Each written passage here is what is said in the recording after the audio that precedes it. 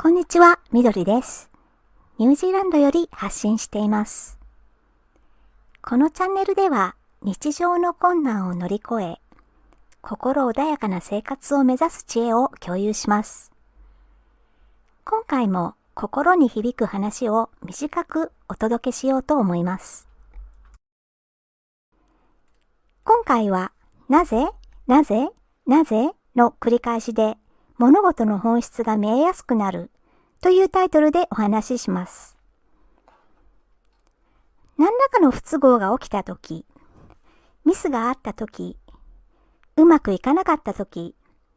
問題が生じたとき、なぜそうなったのか、その原因を考えることは誰もがすることだと思います。何々が起きた。なぜそうなったのだろうかと自分に問い、ああ、こうだったからだと原因を見つけ納得します。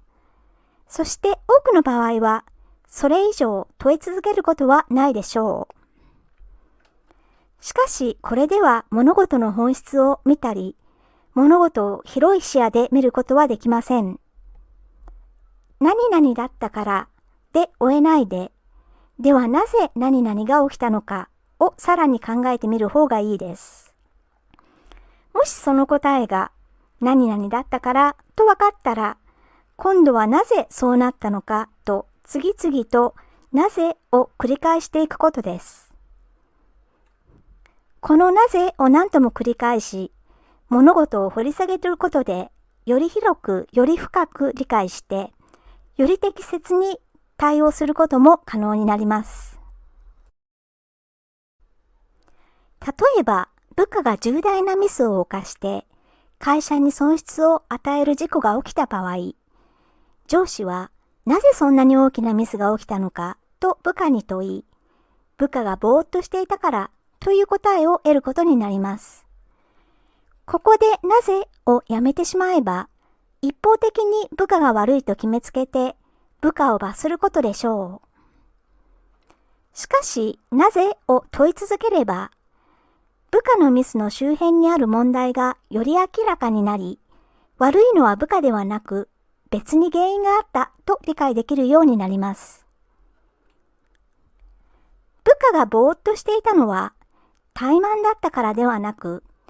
疲労が極度にひどかったからです。それではなぜ部下はそんなに疲れていたのでしょうか。その理由は最近残業が多すぎて寝不足気味だったからです。それではなぜ最近残業が多すぎたのでしょうか。その理由は人員不足のために一人一人の仕事量が増えたからです。それではなぜ人員不足が起きたのでしょうか。その理由は最近一人退職してその人の代わりを雇っていなかったからです。ではなぜ人を雇わなかったのでしょうか。それは課長がそうすることを忘れていたからです。ここまでなぜを繰り返して問題を深掘りしていけば別の視点で物事を考えられます。確かにその事故を起こしたのは部下です。しかしこの事故の本質は部下自身にあるというよりも会社経営に問題があったからだとわかります。もし課長がきちんと人を雇い、人員不足になることがなければ、部下の仕事量も今まで通りで、極度に疲労することもなかったでしょう。仕事中にぼーっとすることも防げたから、この事故も起きていなかったでしょう。たった一回だけなぜと問えば、部下が悪かったからでおしまいです。部下は罰せられて、反省させられて、今後は気をつけるように、耳だこができるほど説教されて萎縮してしまうかもしれません。しかし、なぜを繰り返して問題の本質が理解できれば、一方的に部下を責めて部下を押しつぶすこともなくなります。課長が自分のマネジメントに問題があったと反省して早く人を雇うことにすれば、今後はこのようなミスも防げます。もし部下のせいにして終わりにすれば、本当の問題は解決されていないので、再び同じようなことが起きるでしょう。今回ミスを犯した部下ではなく、別の人が全く同じミスをするかもしれません。問題が起きるたびに、問題を直接起こした本人を責めるだけでは、いつまで経っても似たような問題が繰り返されます。何らかの問題が起きたとき、私たちは犯人探しをする癖があり、その犯人一人を責めてしまうことが多いです。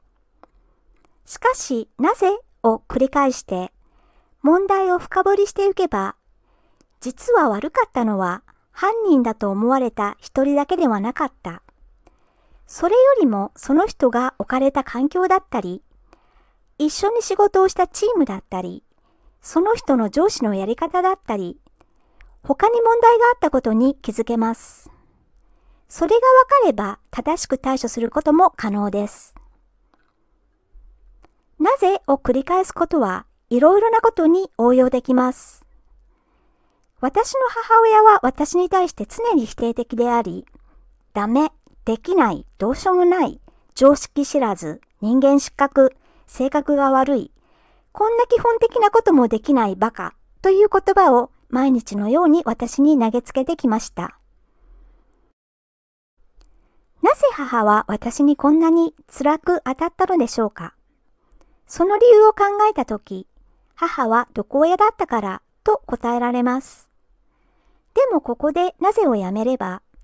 母を一方的に悪い親だったと責めることしかできません。もしなぜを繰り返して問題を掘り下げていけば、今まで見えなかったことも見えてきます。なぜ母はいつも私に攻撃的だったのでしょうか。その理由は母は欲求不満だったからです。ではなぜ母は欲求不満だったのでしょうか。それは父に辛く当たられて面白くなかったからです。フラストレーションが溜まっていたからです。ではなぜ父は母に辛く当たっていたのか。その理由は父は職場で上司にいじめられていたからです。ではなぜその上司は父をいじめたのでしょうか。それは上司のそのまた上司が厳しく上司を叱りつけていたからです。ではなぜ上司の上司はそのような態度だったのでしょうか。それは上級管理職からかなり厳しいことを言われていたからです。自分が考える理由は常に正しいとは言えなくても、なぜと次々繰り返して聞いてみると、いろいろな視点で物事を見れるようになります。この場合、人間は自分よりも立場の強い人には従順であり、反撃できなくても、立場の弱い人を利用していじめることで憂さ晴らしができるという普遍的な人間の行動パターンが見えてきます。母が立場の弱い子供の私をいじめて欲求不満を晴らしていたのは、母自身も親から満たしてもらえなかったという理由もあるからでしょう。母の親も毒親だったから、母は子供の時に精神的に満たされないまま大人になってしまいました。母もアダルトチルドレンということです。母自身が問題を抱えていたから、子供の私に常に否定的で、私に悪影響を与えてしまいました。そう考えれば、母に対する私の気持ちも少しは変わってくるものです。たった一回のなぜで終えれば、単に母を悪者扱いして、母に対してただただ憎しみの気持ちを抱くだけです。しかし、なぜを繰り返して、どんどん深掘りしていけば、母がこうあるのはいろいろな事情があったので、ある意味仕方がなかったと諦められます。多くの問題は表面上はたった一人が悪いと思われても、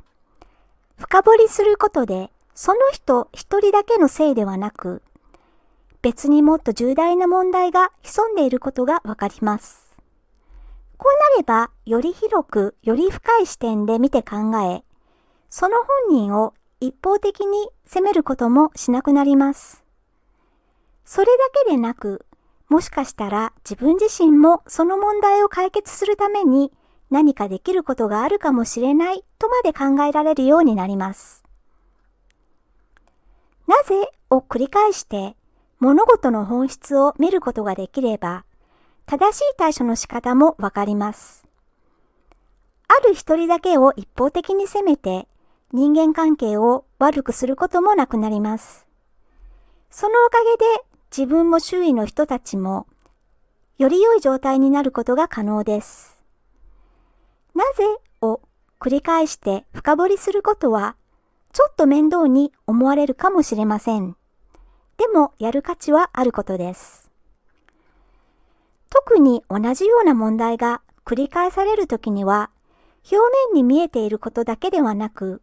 もっと深く広く観察して適切な処置を取ることが必要です。